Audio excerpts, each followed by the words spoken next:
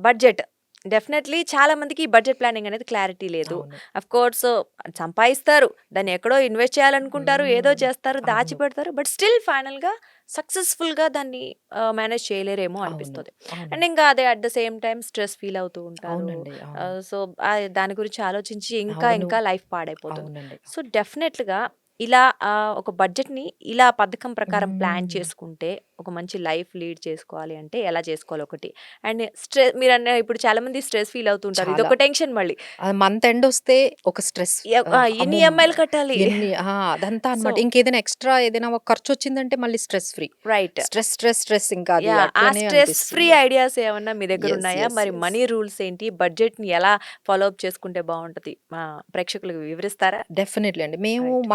మా లాంగ్వేజ్‌లో చెప్పాలంటే దీన్ని మేము పర్సనల్ ఫైనాన్షియల్ రేషియోస్ అంటాం. హుహు. అంటే స్మార్ట్ మనీ మేనేజ్‌మెంట్ రూల్స్. అంటే హుహు. మనకి అన్ని సబ్జెక్ట్స్ ఉన్నట్టు ఈ మనీ అనేది కూడా ఒక సబ్జెక్ట్. రైట్. ఓకే. ఈ సబ్జెక్ట్‌కి కూడా కొన్ని ఫార్ములాస్ ఉన్నాయి.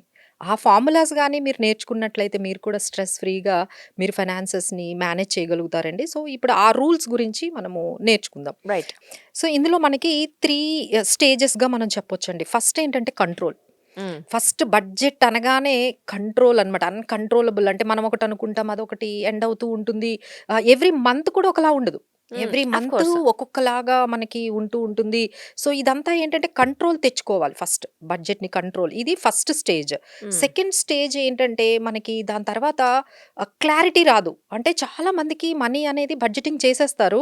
ఎండ్ ఆఫ్ ది డే ఇప్పుడు మా దగ్గర కూడా క్లయింట్ వచ్చారనుకోండి. మేము ఎలా స్టార్ట్ చేస్తాం? ఫస్ట్ బడ్జెట్‌తో స్టార్ట్ చేస్తాం. హ్మ్. పర్సనల్ ఇన్ఫర్మేషన్ అయిన తర్వాత.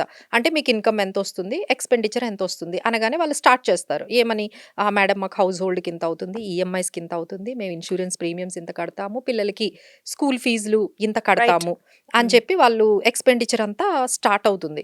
అక్కడి నుంచి వస్తుందండి. అంటే ఏంటంటే మనీ ఒక 1,00,000 వచ్చిందనుకోండి. వాళ్ళు మాక్సిమమ్ ఒక 70,000 వరకే చెప్పగలుగుతున్నారు. హ్మ్.